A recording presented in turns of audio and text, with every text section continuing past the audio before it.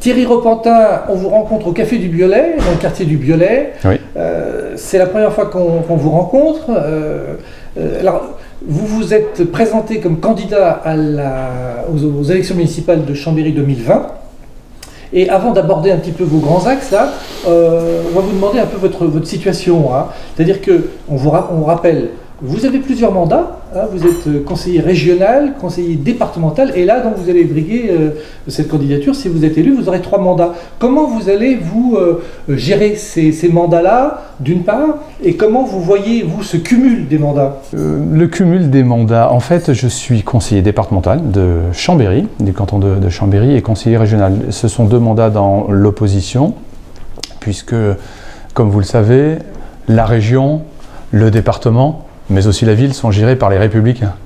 Et donc je n'ai pas de fonction exécutive, mais je me fais un point d'honneur à participer à toutes les réunions de commission et d'animer les séances plénières, notamment du département, où la proximité me permet d'être plus présent. Ce qui veut dire, évidemment, que si je vais au bout de la démarche à Chambéry et que je deviens maire de Chambéry, je ferai un choix pour ne plus assumer certains des mandats que vous avez cités. Alors, vous avez déjà décidé ce choix ou... J'ai, dans ma tête, fait le choix, mais vous comprendrez que je ne veux pas, y compris à l'égard de mes adversaires, indiquer auparavant le mandat que je laisserai. D'accord. Alors, vous êtes aussi dans une situation professionnelle, le président de la Société des tunnels du Fréjus et autoroute du Mont-Blanc, qui est une position dans la Ve République, à un poste qui est très prestigieux, qui a toujours été prestigieux. Mais vous êtes aussi inspecteur, je crois, je ne sais pas si vous l'êtes toujours, non, vous ne l'êtes plus. Bon. En tout cas, avec cette situation professionnelle et ces mandats, vous êtes peut-être un des élus, sûrement, qui avait une rémunération la plus importante. Et dans cette dimension-là, et surtout dans cette séquence historique qu'on vit, où il y a vraiment un ressentiment par rapport à la population, par rapport à des gens, des fonctionnaires, des élus, c'est vraiment dans l'air du temps, parce que je crois qu'il y a un journaliste qui a écrit un livre là-dessus. Comment vous voyez, comment vous percevez des élus qui touchent des revenus incroyables en cumulant ces 2 situations, professionnels et élus, par rapport justement à cette demande, on l'a vu avec les Gilets jaunes, non pas d'égalité, mais de réduction des rémunérations aussi importantes? D'accord. Moi, je peux comprendre qu'un certain nombre de nos concitoyens soient interrogatifs. On est en campagne électorale.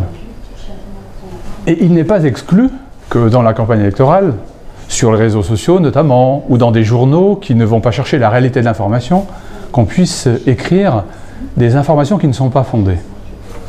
Faut-il répondre à ces informations qui ne sont pas fondées?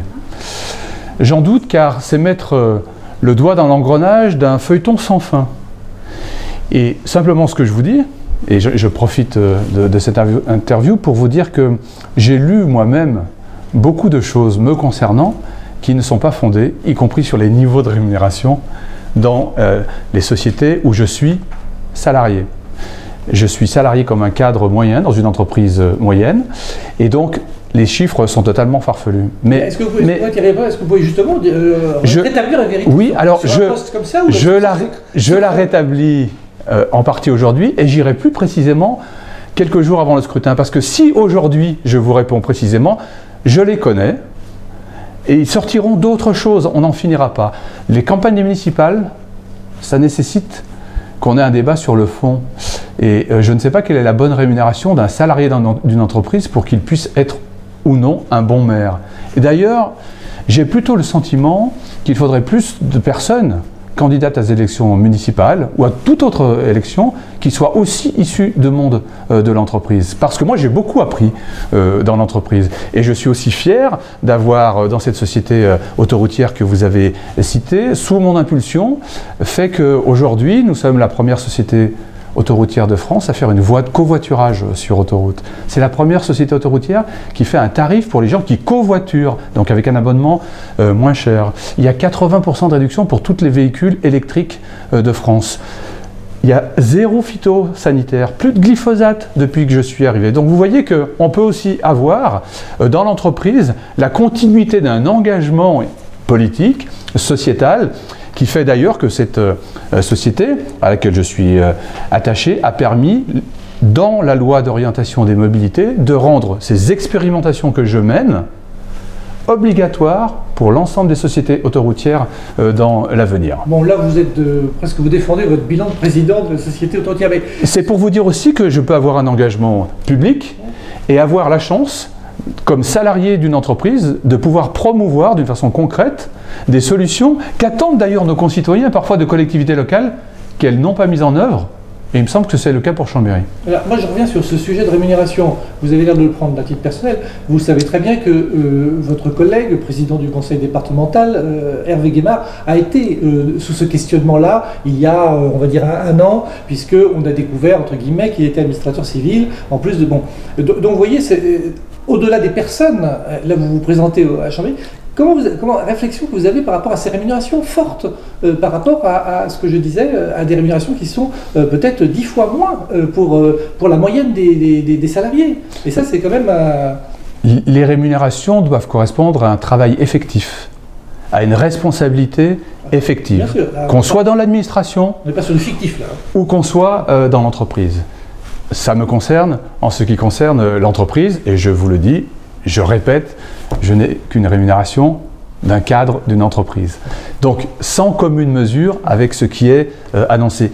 Mais vous comprenez que si on commence une campagne électorale en parlant de ce genre de choses, le fond même de la campagne, ce qui sera proposé aux Chambériens, ne sera pas abordé. Et pour ma part, c'est un élément aussi que je vous donne, les membres de ma liste que je suis en train de construire auront tous une rémunération qu'ils tirent de leurs revenus.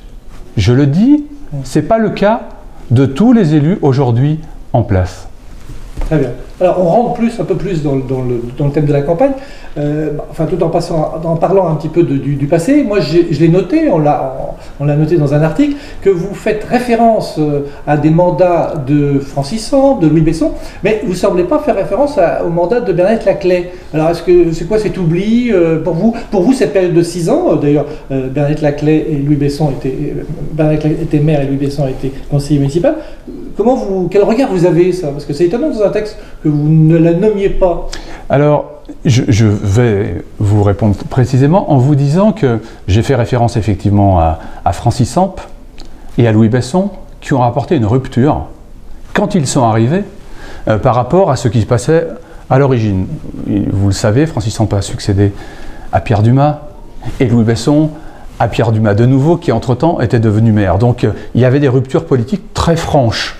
Bernadette Laclais s'est inscrite dans la continuité de ce qui était engagé à Louis Besson. Donc je rends hommage à la continuité qui s'est faite sous les mandats de gauche. J'y ai d'ailleurs participé entre 89 et 95 avec Louis Besson. Et je suis très heureux du coup, puisque vous m'en donnez l'occasion, de les féliciter, y compris pour des décisions prises à l'époque sur de gros équipements qui sont inaugurés sous cette mandature avec Michel Dantin. Je pense bien évidemment à la piscine, je pense bien évidemment à la réfection des travaux dans Malraux, je pense aussi à la gare.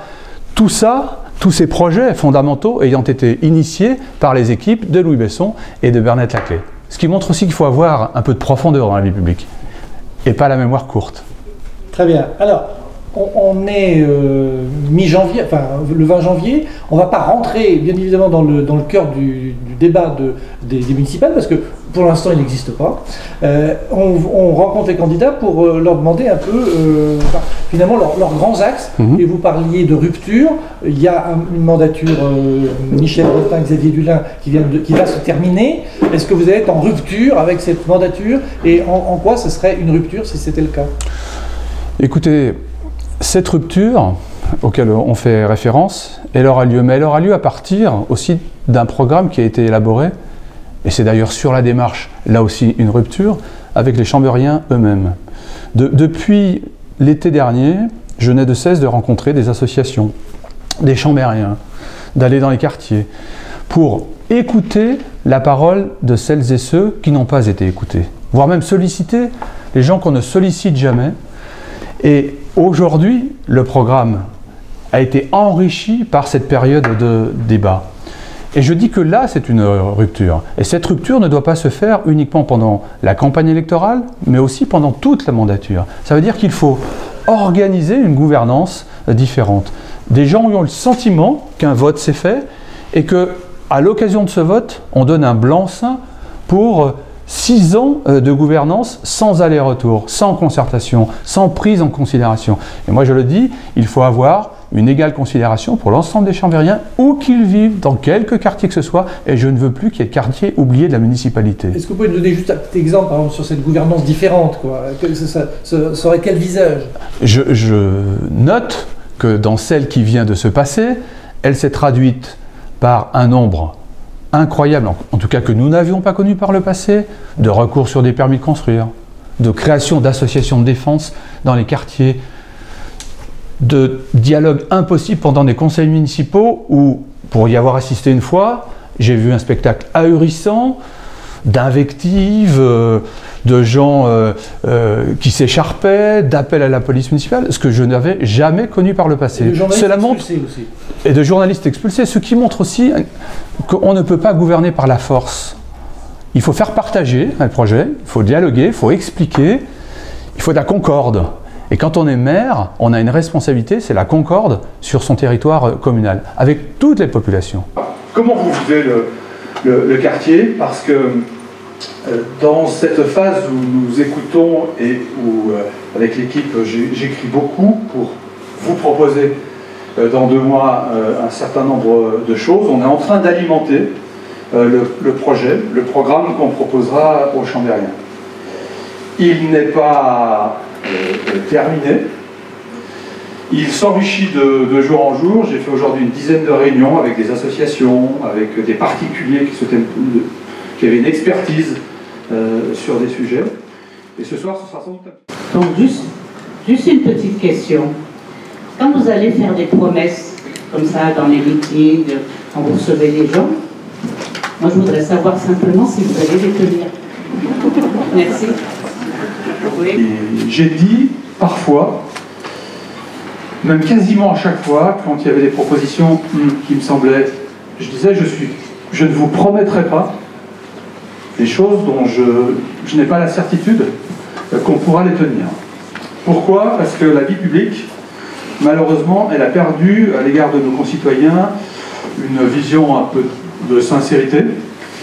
Et je préfère vous dire sur un certain nombre de sujets, si vous me dites par exemple, allez, est-ce que sous le prochain sextennat, pardon, vous ferez un funiculaire entre Chambéry-Centre et Bellevue, je vous dirai non, parce que je me moquerai de vous. Je me moquerai de vous parce que financièrement, c'est pas possible, c'est insupportable financièrement. Techniquement, ça n'a aucun intérêt sur une portion aussi courte. Donc, je ne mentirai pas aux gens, je serai plutôt sur la réserve. Beaucoup m'ont dit, même... Signifie que la santé, ce n'est pas la propriété des professionnels de santé. Et que ça appartient à la fois aux organismes financeurs, aux institutions, aux professionnels de santé, mais aussi aux usagers. Et la loi nous donne maintenant les moyens d'être représentés dans beaucoup d'endroits pour défendre l'accès aux soins. Bon, vous savez qu'actuellement, c'est une préoccupation très importante avec les départs à la retraite des médecins, des emplois de médecins généralistes qui ne sont pas occupés, et Chambéry-Centre commence à connaître des difficultés puisque des nouveaux arrivants ont beaucoup de difficultés à trouver un médecin généraliste. L'Agence régionale de santé nous donne déjà depuis cette loi la possibilité de permettre aux professionnels de santé de travailler dans le cadre d'une communauté territoriale professionnelle. Il y en a une qui est en création et qui est bien développée déjà sur le quartier de Chambéry-le-Haut, mais à Chambéry-Centre, il ne se passe rien.